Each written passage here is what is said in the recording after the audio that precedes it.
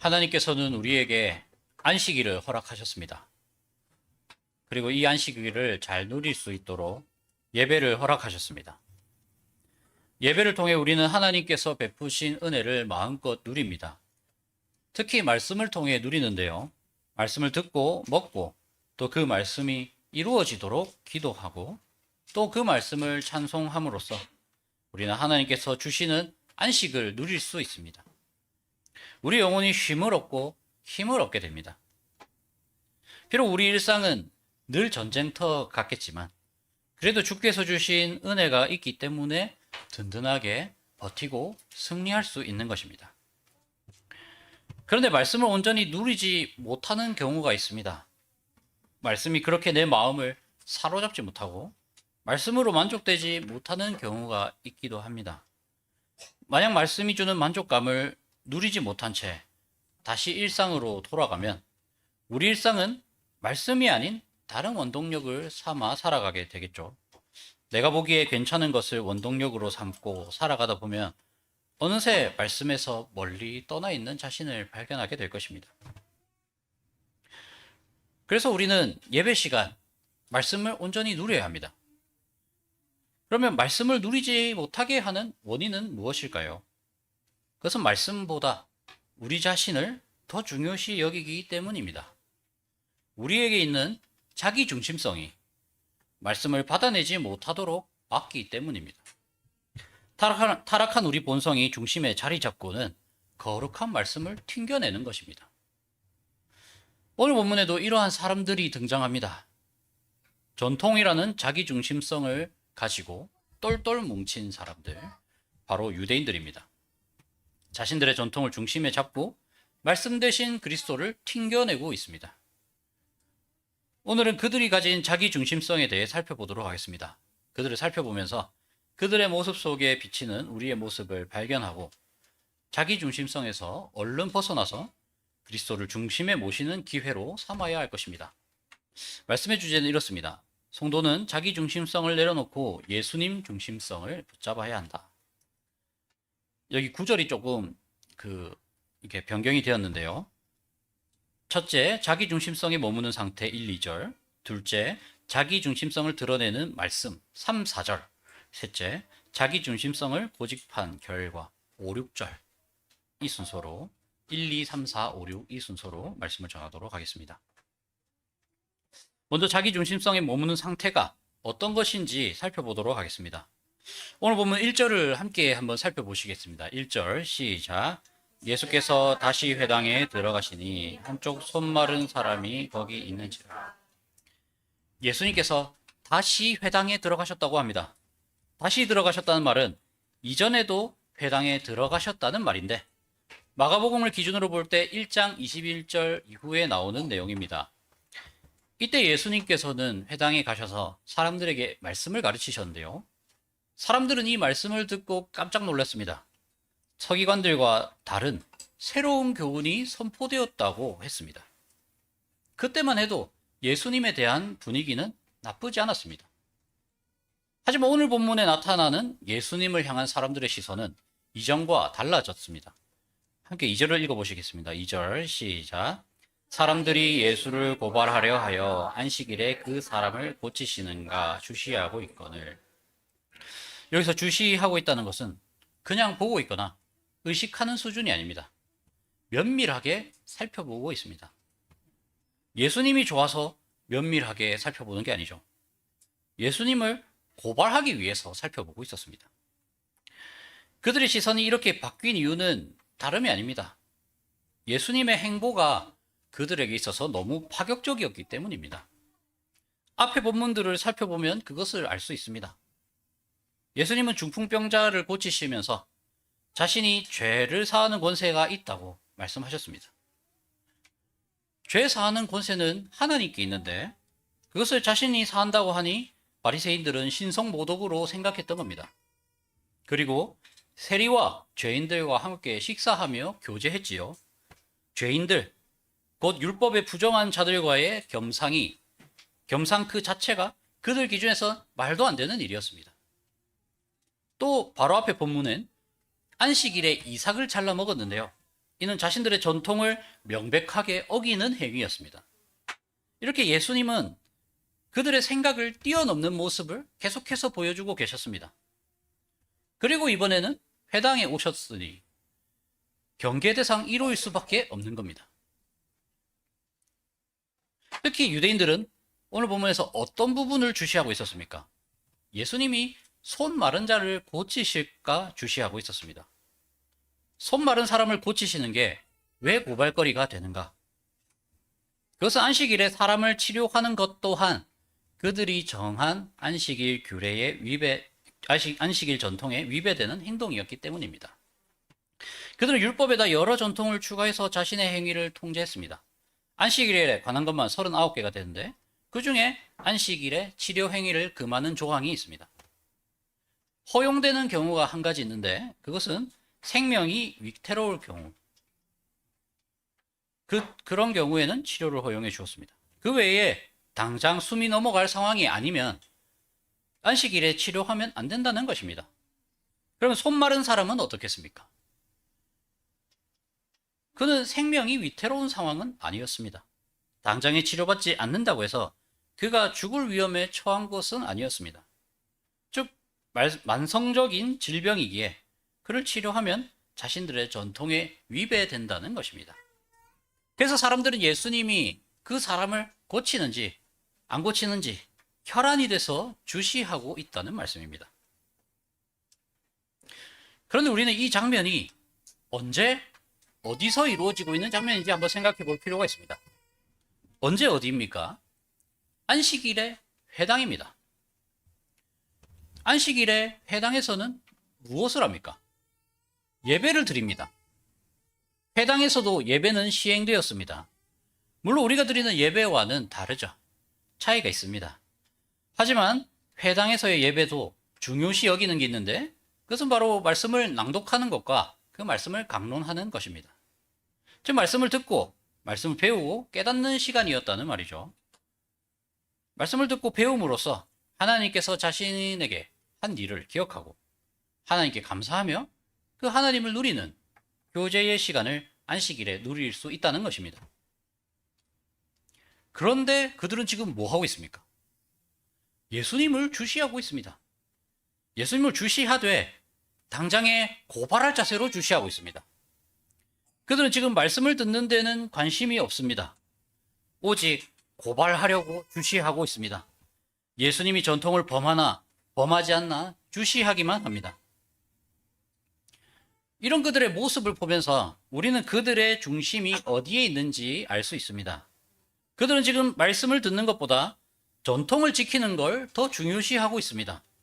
즉 그들의 중심엔 말씀보다 전통이 자리 잡고 있습니다. 그 전통이 얼마나 중요한지 안식일에 예배 드리는 것보다 남이 전통에 준수하고 있는가, 그것에 몰두하고 있었습니다. 하나님께서 주시는 말씀을 듣고 하나님께 영광 돌리는 것보다 예수님이 전통을 어떻게 어길까에만 초점을 맞추고 있었던 겁니다. 즉 전통에 완전히 매몰되어 있었던 겁니다. 그런데 이 전통에 매몰된 자는 예수님을 주시하고 있는 사람들에게만 해당되는 것은 아닙니다. 회당에 또 누가 있었습니까? 손 마른 사람이 있었습니다. 손 마른 사람도 전통에 매몰된 사람이라 할 수 있습니다. 손 마른 사람은 왜 회당에 왔을까요? 예수님께 고침을 받으려고 왔을까요? 그렇지 않을 겁니다. 왜냐하면 그가 안식일에 회당에서 예배 드리는 사람이라면 그들의 전통에 대해서도 분명히 알고 있을 것이기 때문입니다. 그들의 예배에도 말씀 낭독과 가르침이 있다고 했지 않습니까? 그런데 이 가르침을 전하는 부류가 바로 바리새인과 서기관들이었습니다. 그들이 나름 율법에 대한 지식이 있었기 때문입니다. 그런데 그 가르침의 방향이 어디에 있을까요? 당연히 전통에 있을 수밖에 없습니다. 즉 손 마른 자가 회당에서 예배 드리려고 참여했다면 그것은 전통에 대한 설교를 듣기 위해서 참여한 것입니다. 그렇다면 손 마른 사람은 안식일에 사람을 치료하는 행위가 전통에 위배된다는 사실 또한 알고 있었을 겁니다. 그러므로 그가 예수님께 고침받는 기회를 생각할 수조차 없겠죠. 다른 날이면 기대했을지도 모릅니다. 그런데 이날은 안식일입니다. 전통을 아는 그가 회복을 위해 회당에 오진 않았을 것입니다. 그가 회당에 온 이유는 예배 드리기 위함이었겠죠. 전통에 점철된 예배를 드리기 위함이었습니다. 계속되는 전통의 강론을 들으면서 자신을 얽매고 있었을 겁니다. 그리고 그 전통을 지키지 못하는 자신을 보며 계속해서 자신을 전통 안에 가두려고 했을 겁니다. 그러다 보니 참 자유를 주시는 예수님을 알아보지 못할 수밖에 없습니다. 예수님에 대한 그 어떤 기대도 가질 수가 없습니다.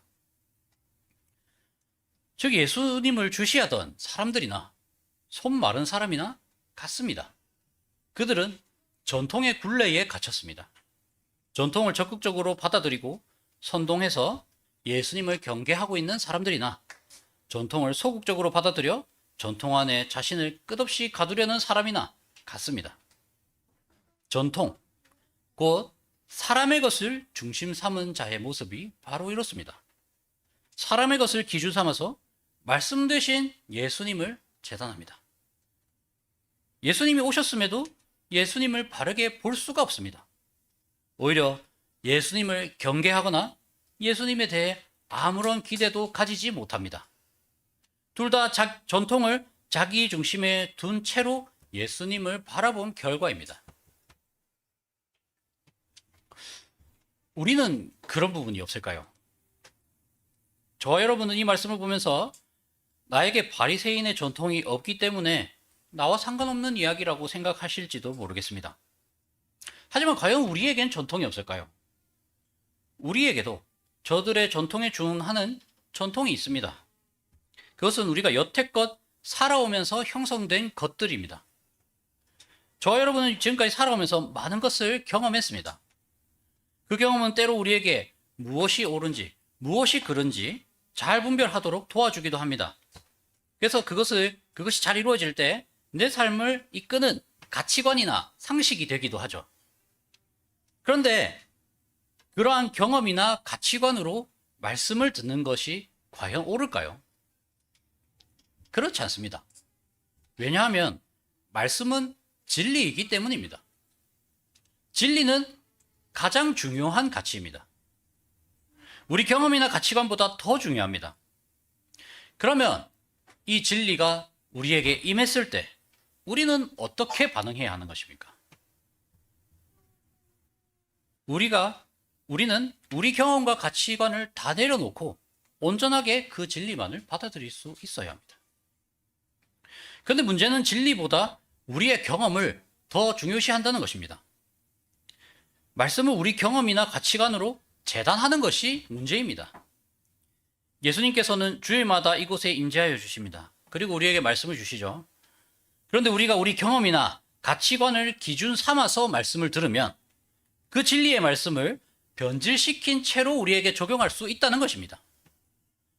즉, 내 상식과 경험을 내 상식과 경험이라는 필터를 켜놓고 말씀을 듣는 것입니다. 내가 살아보니까 저 말씀대로는 안 돼. 저거 현실을 몰라서 하는 소리야. 현장에서 일을 안 해봤으니까 저런 말씀을 하시는 것 같은데 오늘 설교는 내가 받아들일 부분이 없는 것 같아. 이렇게 주시는 말씀이 내 것이 아니라면서 내 마음대로 말씀을 받아들일 수 있습니다. 내가 들을 만한 부분을 필터해서 듣고 내가 안 와닿는 부분은 필터를 해버려서 걸러버리는 겁니다. 그렇게 설교를 내 입맛대로 판단하는 것. 이미 그럴 준비를 하고 예배당에 오는 것. 이것이 회당에 오신 예수님을 자기 마음대로 판단하고 주시하는 유대인들과 다를 바 없는 모습이라는 말씀입니다. 아무런 기대 없이 예배당에 온 경우도 똑같습니다. 변화되지 않는 삶으로 인해 애초부터 기대가 없습니다. 이미 패배했고 앞으로도 패배할 거기 때문에 애초에 기대조차 하지 않는 것입니다. 예배 드린다고 뭐가 바뀌겠나? 애들은 똑같이 말 안 듣고 내 직장 상사도 똑같이 악질이고 내 우울감은 사라지지 않고 나 자신은 갈수록 그저 못난 사람만 돼가는데 이렇게 예배 드리는 게 무슨 의미가 있겠나? 이렇게 영적으로 메말라 버린 채 아무런 기대와 소망 없이 교회에 나와 예배를 드릴 수도 있습니다. 이 또한 자기 기준이라는 말씀입니다. 그러므로 우리 자신의 기준을 내려놓아야 합니다. 우리 자신의 기준을 따라 판단하지 말아야 합니다. 그런 사람은 안식일을 온전하게 누릴 수 없습니다. 진리의 말씀에 아무런 마음도 들지 않을 것이고 그 말씀이 마음판에 오롯이 새겨지지 못할 것입니다. 진리 대신 그리스도에게만 집중해야 합니다. 그것을 조금이라도 방해하는 것이 있다면, 그것을 조금이라도 방해하는 나의 상식과 가치관이 있다면 남기지 않고 완전히 정리해버려야 합니다. 그리고 예배 시간에 나와서 온전하게 예배를 드려야 합니다. 말씀 시간, 이 말씀 시간에 오직 말씀만 집중하십시오. 그냥 그 말씀에만 흠뻑 빠질 수 있도록 내 모든 것을 다 지우고 온전히 그 진리만을 수용하십시오. 그렇게 해야 하나님과의 깊고 친밀한 교제를 더욱 풍성하게 누릴 수 있습니다. 그래야 우리는 예배 시간에 비로소 안식이란 것을 할 수 있습니다. 두 번째로 말씀은 사람의 자기 중심성을 드러낸다는 부분인데요. 함께 3절을 읽어보시겠습니다. 3절 시작. 한가운데 일어서라 하시고, 예수님께서는 사람들의 시선을 알고 계셨습니다. 그리고 그 시선에 담긴 속내도 알고 계셨죠. 이에 대해 예수님은 손 마른 자가 가운데 서도록 했습니다. 가운데 세운 것은 말 그대로 사람들의 그 시선에 대한 정면 승부라 할 수 있습니다. 고발에 대한 정면 충돌이며 그들의 전통에 대한 정면 충돌입니다. 앞전에 예수님은 그들이 던진 질문에 답하셨다면, 이번에는 예수님께서 직접 질문하심으로써 오히려 더 공격적으로 유대인들에게 충돌하고 있음을 우리는 볼 수 있습니다. 그러면 그 질문이 무엇입니까? 4절에 함께 읽겠습니다. 시작. 그들에게 이르시되 안식일에 선을 행하는 것과 악을 행하는 것 어느 것이 옳으냐 하시니 그들이 잠잠하고. 안식일에 선을 행해야 하는가 악을 행해야 하는가, 사람을 살려야 하는가 죽여야 하는가, 사실 이 말씀의 맥락을 잘 모르는 사람이라도 이 질문을 받으면 어렵지 않게 답할 수 있습니다. 누구라도 선을 행해야 한다 말할 것이고 누구라도 생명을 구해야 한다고 말할 것입니다. 그런데 이 사람들은 이 질문을 받고 잠잠했습니다. 그들은 왜 잠잠했을까요? 그 이유는 예수님께서 던진 이 질문이 자신들의 틀을 깨버리는 질문이었기 때문입니다. 손 마른 자에 대한 유대인의 견해가 어떤 것이었습니까? 우리 전통은 당장에 죽을 위험이 있는, 생명에 지장이 있는 자들에게만 치료를 허용한다. 하지만 그 이외의 치료 행위는 전통을 어기는 것이다. 손 마른 자는 생명에 당장에 지장이 있는 것이 아니기 때문에 당장 죽지 않는다. 그러므로 이 사람을 안식일에 치료하는 것은 전통을 범하는 행위다. 이렇게 정의를 내렸습니다.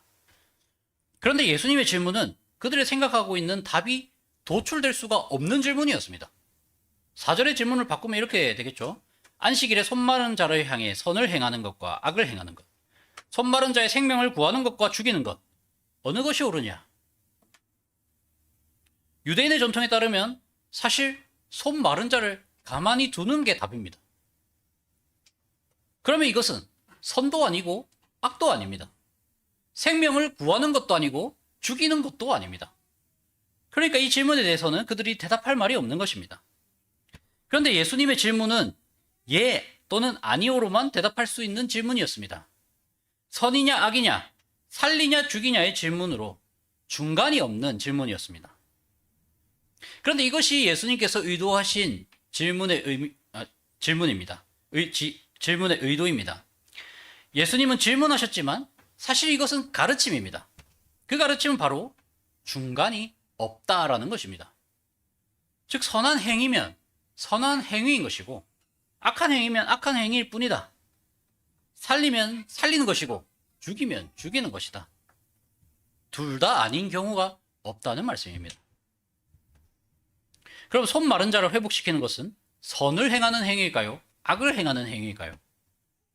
생명을 구하는 일일까요? 죽이는 일일까요?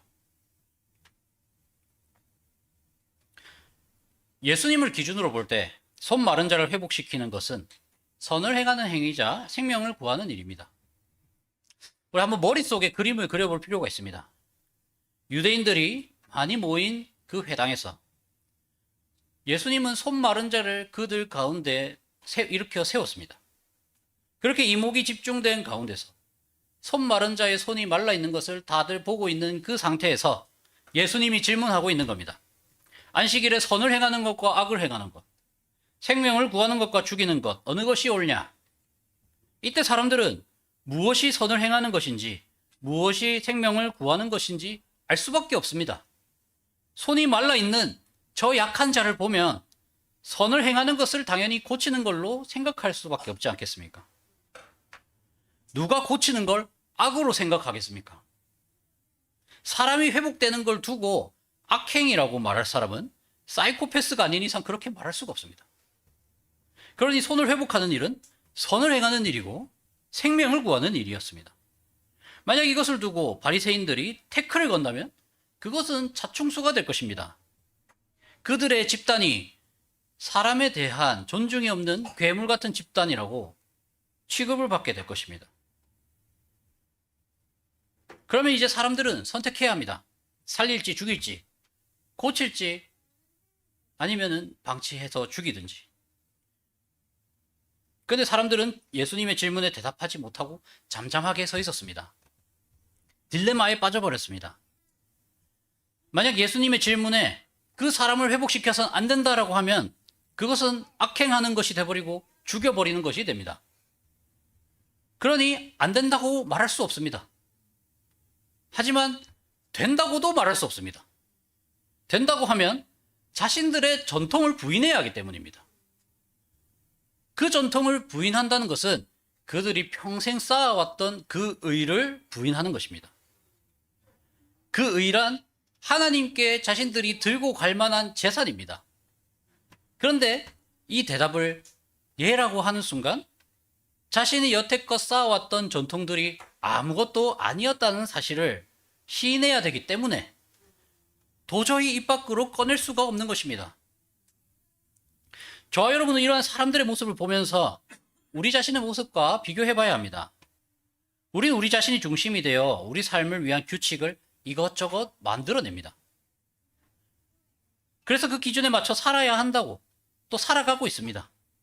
그런데 이런 기준은 때로 예수님의 권위 있는 말씀 앞에서 무너져 버리기도 합니다. 예수님의 말씀이 너무나 분명하게 우리에게 제시된 나머지 우리가 옳다고 생각했던 그 기준을 완전히 파괴되어 버릴 수밖에 없는 것입니다. 이때 우리는 그 사실을 인정하면 그만입니다. 내가 쌓아온 것이 별거 아니었음을, 내가 자부심을 갖던 것들이 사실은 하나도 내세울 게 없었던 것임을, 그저 하나님 앞에서 내 의를 주장했을 뿐이고 그냥 하나님 앞에서 내가 허세 부린 것에 불과하다는 그것을 인정하면 되는 것입니다. 그리고 말씀이 옳다고, 나는 틀렸지만 주님은 맞다고 인정하면 되는 것입니다. 하지만 이것을 쉽게 할 수 있는가 할 때 절대 쉽지 않습니다. 때로는 이게 내가 죽는 것보다 더 힘든 일입니다. 이는 우리 모두에게 던져질 수 있는 문제입니다. 말씀이 정답인 걸 우리는 압니다. 우리 자신도 알고 우리 옆에 있는 사람도 알고 우리 모두가 압니다. 하지만 그 말씀을 통해 나의 별 것 없는 실체가 드러났을 때 그것을 아멘할 수 있는가는 또 다른 문제가 되어버립니다. 우리가 그리스도인으로서 제대로 살아보겠다고 다짐할 때 그것은 말씀을 듣고 말씀대로 사는 삶과 결부되지 않습니까? 그런데 말씀이 때로는 폭탄처럼 떨어질 때가 있다는 것입니다. 우리 마음에 새겨진 여러 가지 것들이 예수님의 그 말씀 앞에서 완전히 파괴될 때가 있다는 것입니다. 우리 마음에 새겨진 여러 가지 기준들과 상식들이 말씀 앞에서 완전히 파괴되어 버린다는 것입니다. 문제는 이때 우리가 이것이 하나님의 말씀임을 그대로 받아들이고 내 마음판에 온전히 새겨 넣을 수 있는가? 아니면 이 말씀이 너무 옳긴 하지만 내 기준을 바꾸기엔 너무 아깝고 그러한 완고한 마음으로 마치 듣지 않은 것처럼 잠잠히 넘겨버리는가? 우리 이 두 가지 중에 하나를 선택할 수밖에 없습니다. 우리 말씀이 잘 들렸고 잘 이해됐음에도 그냥 잠잠하게 지나가버리고 싶을 때가 있습니다. 인정하는 순간 내 세상이 무너지는 것이 무섭기도 합니다. 나름 잘 싸워왔다고 생각하는 것들. 그래서 사람들에게 좀 자랑할 만한 것들이 말씀에 비추어 봤을 때 아무것도 아니었음을, 무너져 버림을 보게 됩니다. 그래서 무섭죠. 그런데 우리가 기억할 것은 이 무너지는 것이 복이라는 사실입니다. 내 것이 파괴되는 게 하나님의 은혜입니다. 왜냐하면 내 것이 무너지고 파괴되는 바로 그 자리에 하나님의 말씀이 세워지기 때문입니다. 자기 중심성이 파괴된 그 자리에 말씀 중심이 세워지기 때문입니다. 혹시 말씀을 들을 때 마음이 부서지고 괴롭고 견디기 힘드실 때가 있습니까? 그것은 예수님께서 여러분의 마음을 부수고 계신다는 증거가 됩니다. 이때 우리는 잠잠히 있어서는 안 됩니다. 내 주도권을 내가 계속 쥐려고 해서는 안 됩니다. 주님께 맡겨야 합니다. 예, 주님이 옳습니다. 이제 내가 말씀으로 생각하고 말하고 행동하겠습니다. 내 것을 다 내려놓고 이제 주께서 주신 이 말씀으로 내가 한번 인생을 살아보겠습니다. 이런 우리의 자세가 있어야 합니다. 이때 우리는 참 자유를 누리게 될 것입니다. 나의 주권을 내가 쥐느라 쉼없이 괴롭고 답답했던 그 모든 내 삶이 이제는 예수님께 주권을 드림으로 참 자유와 회복을 누리게 될 것입니다. 그것을 위해 우리는 말씀을 통해 우리 자신을 부술 수 있는, 그 부서짐을 인정할 수 있는 믿음이 필요합니다. 마지막으로 자기중심성을 고집한 결과가 무엇인가입니다. 앞선 대지에서의 사람들은 예수님의 질문이 잠잠했다고 말씀드렸습니다. 이 잠잠함에 대한 예수님의 반응이 5절에 나오는데요. 5절을 함께 읽으시겠습니다. 5절 시작. 그들의 마음이 완악함을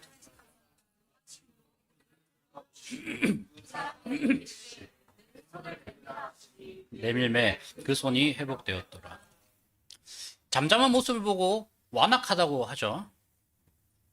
자신들의 전통이 틀렸다는 게 명확하게 드러났음에도 그것을 인정하지 않으려고 잠잠히 서 있는 걸 보시며 완악하다고 하셨습니다. 그리고 그것을 보고 노하고 탄식하셨습니다. 그렇지만 예수님은 그런 사람들이 있음에도 불구하고 자신의 뜻을 굽히지 않으셨습니다.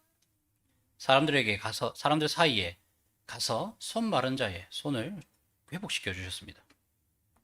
이제 사람들은 회복의 현장을 목도했습니다. 안식일에 손을 고치심으로써 유대인의 전통을 무너뜨리셨습니다.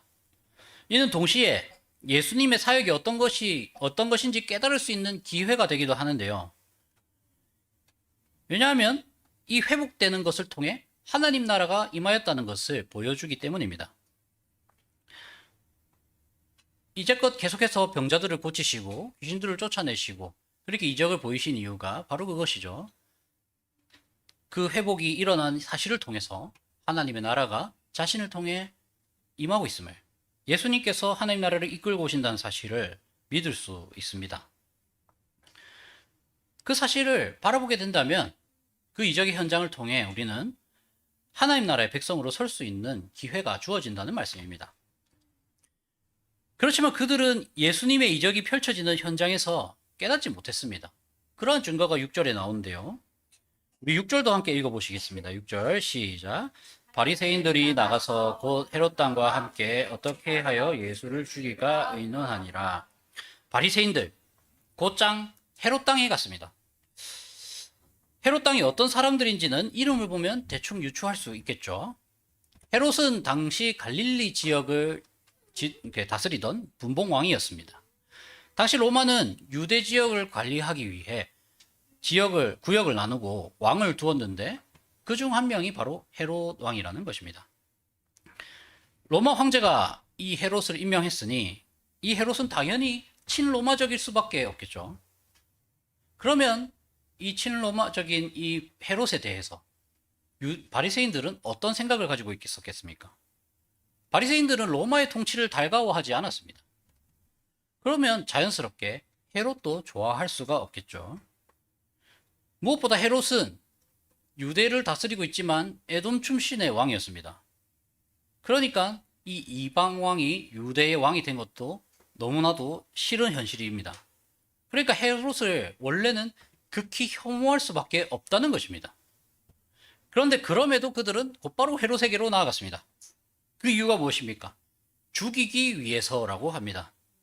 자신들이 예수님을 죽일 수 있는 권한이 없기에 사형 집행의 권한이 있는 왕에게 청탁하러 간 것입니다.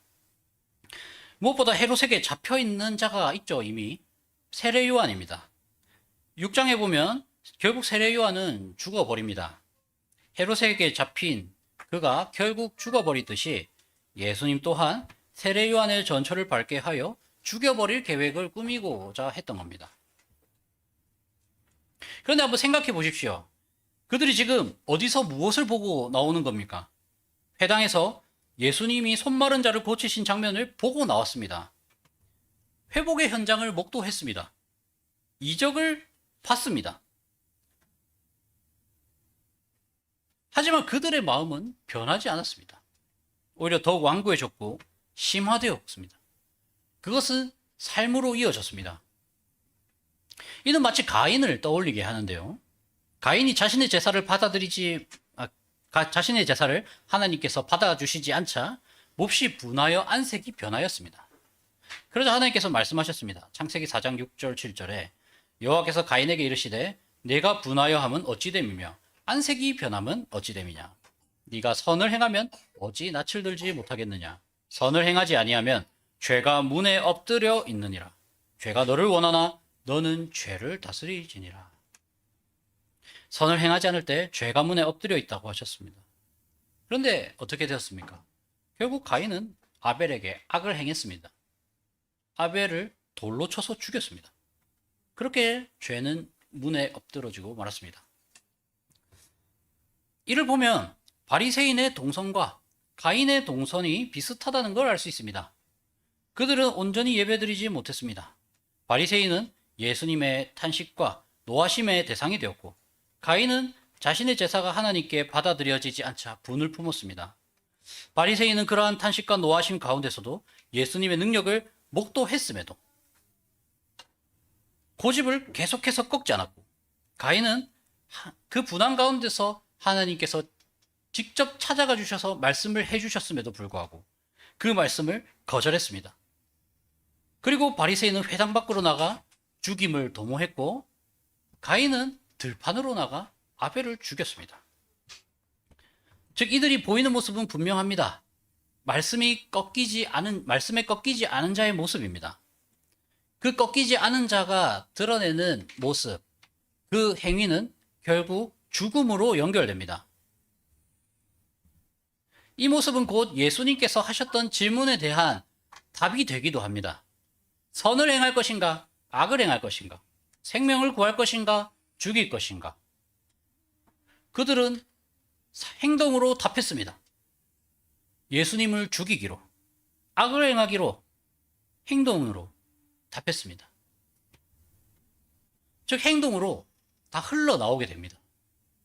완악한 자는 그 행위를 막을 수 없습니다. 결국에는 삶으로 드러나게 되는 것입니다. 그 말씀이 우리를 찔렀을 때, 그것을 버티지 못할 때, 그 말씀에 대한 반작용이 오히려 일어날 수 있다는 겁니다.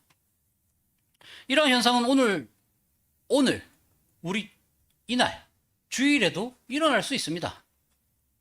우리 안에 말씀을 들었음에도 변하지 않는 마음들, 여전히 말씀 앞에서 잠잠한 마음들은 우리의 완악함이란 씨앗으로 심기게 될 것입니다. 그리고 그것은 예배당을 나가면서 싹이 트고 열매를 맺을 수도 있습니다. 물론 우리가 살인은 하지 않겠죠. 그렇지만 우리의 행위에서는 죽음의 냄새가 날 것입니다. 사망의 영향력이 드러나게 될 것입니다.